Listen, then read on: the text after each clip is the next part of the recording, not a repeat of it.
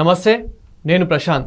ఈ మధ్యకాలంలో సోషల్ మీడియాలో మనకి ఎక్కువ వినిపించేది అలెక్య చిట్టి పికిల్స్. సో ప్రస్తుతం అలెక్య చిట్టి ఏ పరిస్థితిలో ఉంది? ఇప్పుడు హాస్పిటల్లో అయితే చికిత్స పొందుతున్నట్లయితే మనకు తెలుస్తుంది. మరి ఇది ఎంతవరకు నిజం? మరి ఇది అంతటికి కారణం ఎవరు? సో దీని గురించి అయితే మాట్లాడుకుందాం. దీని గురించి అయితే మాట్లాడేందుకు ప్రస్తుతం మనతో పాటు సీనియర్ జర్నలిస్ట్ సిఎస్ రావు గారు ఉన్నారు. నమస్తే అండి. నమస్తే సార్. అలెక్య చిట్టి మీద అయితే చాలా ట్రోల్స్ అయినాయి. అండ్ తను మాట్లాడిన మాటలు కూడా ఆ విధంగా ఉన్నాయి కాబట్టి సోషల్ మీడియాలో చాలా ట్రోల్స్ చేశారు. ఇన్స్టాలో కానివ్వండి, ఫేస్బుక్లో, యూట్యూబ్లో, శాటిలైట్లో ఇలా చాలా ట్రోల్స్ చేశారు. అండ్ ఇప్పుడు తను క్షమాపణ అయితే కోరుతుంది. వాళ్ళ సిస్టర్స్ కూడా క్షమాపణ కోరుతున్నారు. దీని మీద మీ ఒపీనియన్ ఏంటి? ఇప్పుడు వీళ్ళంతా ఒక కోణం నుంచి చూస్తున్నారు ఇప్పటివరకు సోషల్ మీడియాలో. వాళ్ళని ఒక టార్గెట్ చేసి ఒక గ్రూప్ ఆఫ్ పీపుల్ సామాజిక వర్గ కోణంలో వాళ్ళని టార్గెట్ చేశారు అనేటువంటి సమాచారం నాకు కొందరు చెప్పారు అక్కడక్కడ. ఎందుకంటే వాళ్ళ ఇంటి పేరు కంచర్ల అంటే సహజంగా ఎవరికి ఉంటుంది అనేది అందరికీ తెలుసు, నేను ప్రత్యేకంగా చెప్పవసరం లేదు. దీంట్లో ఈ ఇష్యూలో పొలిటికల్ గ్రూప్స్ కూడా ఎంటర్ అయినాయి. పొలిటికల్ గ్రూప్స్ అంటే పొలిటికల్ రిలేటెడ్ ఉండేటువంటి సోషల్ మీడియా గ్రూప్స్. ఓకే, అవును. ఇప్పుడు అలేఖ్య రెడ్డి కాదు, అలేఖ్య చిట్టి, రమ్య, సుమ, అవును, ఇదే కదా, ముగ్గురే కదా. వాళ్ళ సామాజిక వర్గం ఏంటి అని తెలుసుకొని వాళ్ళ మీద టార్గెట్ చేస్తున్నారు అనేది ఇప్పుడు సోషల్ మీడియాలో కొంతమంది అభిప్రాయం వ్యక్తం చేస్తున్నారు. నాకు కూడా కొంతమంది వాళ్ళిద్దరు ఫోన్ చేశారు. అన్నా ఏందన్నా ఈ రాద్ధాంతం ఏందన్నా, ఇది అసలు వాళ్ళేదో పచ్చళ్ళు తయారు చేసుకొని వాళ్ళేదో బిజినెస్ చేసుకొని వాళ్ళ తంటాలు వాళ్ళు పడుతున్నారు. వాళ్ళు ఏదో వీడియో పెట్టారు, ఆ కస్టమర్ ఏదో అడిగిన దానికి ఆ కస్టమరు ఏమడిగాడు, ఎందుకు అన్నారు వీళ్ళు, అదంతా తెలుసుకోవాలి కదా. తెలుసుకోకుండానే సోషల్ మీడియాలో కొన్ని గ్రూప్స్ కావాలని చెప్పేసి వెంటబడుతున్నాయి, వేటాడుతున్నాయి వాళ్ళని. ఇప్పుడు ఆ అమ్మాయి హాస్పిటల్లో చావుబతుకుల మధ్య ఉంది. ఒకవేళ అమ్మాయికి జరగడానికి జరిగితే దాని పరిస్థితి ఏందన్నా అని చెప్పేసి నాకు ఒకసారి ఫోన్ చేశారు ఒక అతను. అంటే ఇదంతా ఎందుకు జరుగుతుంది ఏంటి, నేను ఫాలో గాను, యాక్చువల్గా ఇట్లాంటి పెద్ద ఫాలో గాను, ఎందుకు ఇంత సీరియస్గా ఎందుకు జరుగుతుంది అని అంటే అప్పుడు అతను చెప్పాడు.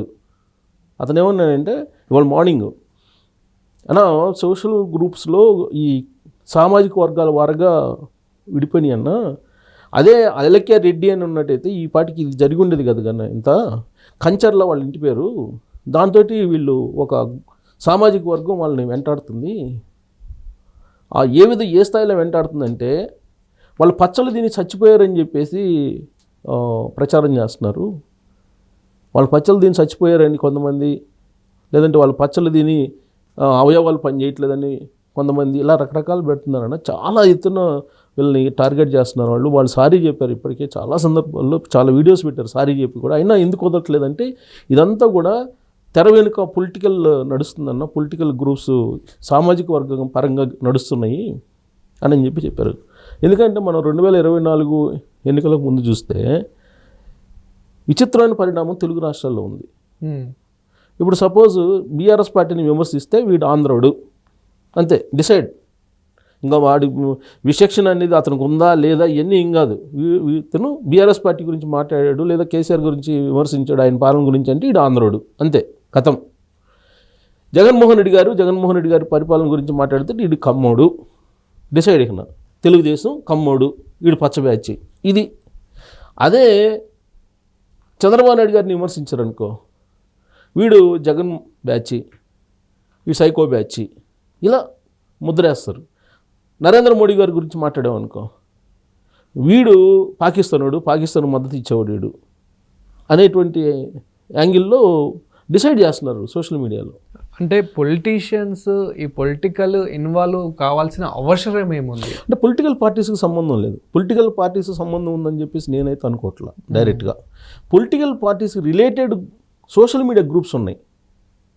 ఈ సోషల్ మీడియా గ్రూప్స్లో ఎక్కువగా సామాజిక వర్గ పరంగానే ఉన్నాయి. అవును, ఇప్పుడు ఎక్కువగా అందరని కాదు. ఇప్పుడు వైఎస్ఆర్ కాంగ్రెస్ పార్టీ ఉంది, రెడ్డి సామాజిక వర్గానికి సంబంధించినటువంటి గ్రూప్స్. వాళ్ళు ఏం చేస్తారు, ఎక్కడ కమ్మ సామాజిక వర్గానికి సంబంధించినటువంటి వాళ్ళు ఏదన్నా ఇన్సిడెంట్ దొరికిందంటే వెంటాడతారు, వీళ్ళు దొరికితే వాళ్ళు వెంటాడతారు. ఇప్పుడు మనం ఎక్కడ దాకా ఎందుకు, ఇప్పుడు మనం కొన్ని ఇన్సిడెంట్స్ తీసుకుంటే, ఇప్పుడు జగన్మోహన్ రెడ్డి గారి ప్రైవేట్ లైఫ్లోకి తెలుగుదేశం పార్టీకి సంబంధించిన కొన్ని గ్రూపులు వెళ్ళిపోయాయి అప్పట్లో. అలాగే చంద్రబాబు నాయుడు గారు, లోకేష్ గారి ప్రైవేట్ లైఫ్, ప్రైవేట్ జీవితం, కుటుంబ సభ్యుల జీవితాల్లోకి వైఎస్ఆర్ కాంగ్రెస్ పార్టీ వాళ్ళు వెళ్ళారు. వెళ్ళి దాన్ని ఒక సామాజిక వర్గ యుద్ధంలాగా, ఒక సామాజిక వర్గ పోరులాగా తీసుకొచ్చారు. ఇప్పుడు తెలంగాణలో కూడా అదే పడింది బీజం. ఇప్పుడు తెలంగాణలో ఏంటి, బీసీ సామాజిక వర్గం, బీసీలు అంటున్నారు కదా. మాకు అసలు రెడ్లు అవసరం లేదు, కమ్మాస్ అవసరం లేదు, లేకపోతే వెల్లమల అవసరం లేదు అని చెప్పి అంటున్నాడు కదా తీర్మానం వల్లన్న. మాకు అసలు వాళ్ళు ఓట్లు అవసరం లేదు, మాకు బీసీలు మా ఓట్లు మాకు ఉంటే చాలు అంటున్నారు. అసలు వాళ్ళ ఓట్లు మాకు అవసరం లేదు అంటున్నారు. దాని మీద పెద్ద రాద్ధాంతం అయింది అప్పుడు. సో అంటే ఇది సామాజిక వర్గ పోరు కింద రూపాంతరం చెందినందువల్లనే ఇంత సీరియస్ అయ్యింది. సో దీంతో ఇప్పుడు పోలీసులు దీన్ని అబ్జర్వ్ చేశారు. ఇప్పుడు సైబర్ పోలీసులు ఎంటర్ అయ్యారు. సైబర్ పోలీసులు ఎంటర్ అయ్యి ఎవరెవరు వాళ్ళని ట్రోల్ చేస్తున్నారు, ఎక్కడి నుంచి ఏ అకౌంట్స్ నుంచి ఈ ట్రోల్స్ వస్తున్నాయి, వాళ్ళని రేస్ కుక్కల మాదిరిగా వేటాడుతూ వాళ్ళ ప్రాణం తీసేలాగా ఎవరు ట్రోల్ చేస్తున్నారు అని చెప్పి ఇప్పుడు సోషల్ మీడియాలో వెతుకుతున్నారు సైబర్ పోలీసులు. ఆల్రెడీ సైబరాబాద్ పోలీసులు దాన్ని సుమోటో కింద కేసు తీసుకొని దాన్ని పరిశీలిస్తున్నారని చెప్పి తెలుస్తుంది పోలీసు వర్గాలు. చూసినట్లయితే వీళ్ళని ట్రోల్స్ చేసిన వాళ్ళు కానివ్వండి, అంటే వీళ్ళ మీద వీడియోస్ చేసిన వాళ్ళు ఎవరైతే ఉన్నారో దాదాపు కొన్ని వందల వేల ఛానల్సే ఉన్నాయి. సో ఎంతమంది మీద అని వీళ్ళు ఎంక్వైరీ చేయొచ్చు? Very simple. కొన్ని వేలు వందల ఛానల్స్ ఉన్నాయి, నిజమే. ఇప్పుడు మనకు ఎలక్షన్ ముందు సోషల్ మీడియా ఇన్ఫ్లుయెన్సర్స్ అని ఒక లిస్ట్ తీసుకున్నారు. ఒక 200 మంది లిస్ట్ తీసుకున్నారు. వాళ్ళందరికీ అప్పట్లో ప్రభుత్వ కార్యక్రమాలు ప్రమోట్ చేయడానికి జగన్మోహన్ రెడ్డి గారు ఒక గెట్ టుగెదర్ పెట్టారు. గెట్ టుగెదర్ పెడితే 200 మంది వచ్చారు, 200 మంది పైగా వచ్చారు. మరి వాళ్ళందరినీ ఎట్లా ఐడెంటిఫై చేశారు? ఇన్ఫ్లుయెన్సర్లే కదా వాళ్ళందరూ. ఆ టిక్ టాక్ దుర్గారావు అయినా ఆయన అయితే ఏకంగా సీఎం కుర్చీలో కూర్చొని అప్పట్లో అక్కడి నుంచే ఒక వీడియో చేశాడు. సో మరి వాళ్ళని ఐడెంటిఫై చేయడం అనేది పెద్ద టఫ్ ఏం కాదు. పోలీసులు తలుచుకుంటే సైబర్ పోలీసులు ఇమీడియట్గా ఐడెంటిఫై చేస్తారు. ఇప్పుడు ఇన్ఫ్లుయెన్సర్స్ కదా మేజర్గా, మిగతా వాళ్ళు ఎలా ఉన్నా కానీ ఇన్ఫ్లుయెన్సర్సే కదా వాళ్ళని వెంటాడుతుంది. ఇప్పుడు వాళ్ళకి సపోర్ట్ చేసినా లేదా వాళ్ళని వ్యతిరేకిస్తున్నా ఎవరైతే ఇన్ఫ్లుయెన్సర్స్ ఉన్నారో వాళ్ళే కదా. వాళ్ళని ఐడెంటిఫై చేయడం పెద్ద ఏముంది. అందుట్లో ఈ మధ్యకాలంలో బెట్టింగ్ యాప్స్ వచ్చినాయి కదా. బెట్టింగ్ యాప్స్ కారణంగా ఎవరెవరు ఇన్ఫ్లుయెన్సర్స్ ఉన్నారనేది ఒక లిస్ట్ ఉంది, పోలీసు దగ్గర లిస్ట్ ఉంది. ప్లస్ వాళ్ళే ఇప్పుడు మేజర్ గ్రూపుల్లాగా ట్రావెల్ అవుతున్నారు. వాళ్ళు మేజర్ గ్రూపులు వాళ్ళు, లేదంటే వాళ్ళకి అలైడ్గా ఉండేటువంటి వాళ్ళు ఆ గ్రూపుల్లో ఉంటారు కదా వీళ్ళు. ఒకవేళ వీళ్ళు లేకపోతే అన్వేషణ అతను ఉన్నాడు, అతను లేకపోయినా అతని గ్రూపుల్లో బోల్డ్ మంది ఉంటారు కదా. ఇప్పుడు వీళ్ళందరూ ఇన్ఫ్లుయెన్సర్స్ కింద వస్తారు. సో వాళ్ళని ఐడెంటిఫై చేయడం పెద్ద కష్టమేం కాదు. ఇప్పుడు హాస్పిటల్లో ఉండేటువంటి వాళ్ళకి గనక ఏదైనా అయితే మాత్రం మొత్తాన్ని తీసుకెళ్ళి కేసులు పెడతారు. ప్లస్ లేనిపోయి వాళ్ళ వ్యాపారం దెబ్బతింది. వాళ్ళ వ్యాపారం దెబ్బతింటే వీళ్ళకి ఎందుకు ఆనందం? ఇప్పుడు కష్టపడి వాళ్ళు వ్యాపారం చేసుకుంటున్నారు. కష్టపడి వ్యాపారం చేసుకుంటుంటే వాళ్ళ వ్యాపారం దెబ్బతింది అని చెప్పేసి సంతోషపడేటువంటి వాళ్ళు ఉన్నారు. మిగతా వ్యాపారస్తులు కూడా, అంటే మిగతా వాళ్ళు కూడా ఇది టార్గెట్ చేసి ఉండొచ్చు కదా. ఇప్పుడు అలకే చిట్టి పికిల్స్ లాగానే చాలా వేరే కూడా ఉంటాయి. బిజినెస్ యుద్ధం ఉంటుంది, ఎలాగో బిజినెస్ యుద్ధం ఉంటుంది. అది ఎలాగో తప్పదు, ఏ బిజినెస్ కైనా తప్పదు. అది ఛాన్స్ అని చెప్పేసి చేస్తారు. కానీ అలా కాకుండా కొంతమంది సైకోల్ మాదిరిగా వాళ్ళ మీద పడి రకరకాల కామెంట్లు చేస్తున్నారు. వాళ్ళ పచ్చళ్ళు తిని చచ్చిపోయారు అని చెప్పేసి వీడియోలు పెడుతున్నారు. వాళ్ళు పచ్చళ్ళు తిని చచ్చిపోతే కేసులు పెట్టాలిగా. అందుకే వాళ్ళు ఇప్పుడు సైబరాబాద్ పోలీసులకి ఇన్ఫార్మ్ చేశారు. వాళ్ళు కూడా అలర్ట్ అయ్యారు. ఎందుకంటే ఇది పెద్ద కేసు, ఇది చిలికి అలివాలుగా పెద్దదవుతుంది. ఇది మరి పొరపాటున ఇప్పుడు అలేఖ్య చిట్టి చనిపోయింది అనుకుందాం కొద్దిసేపు.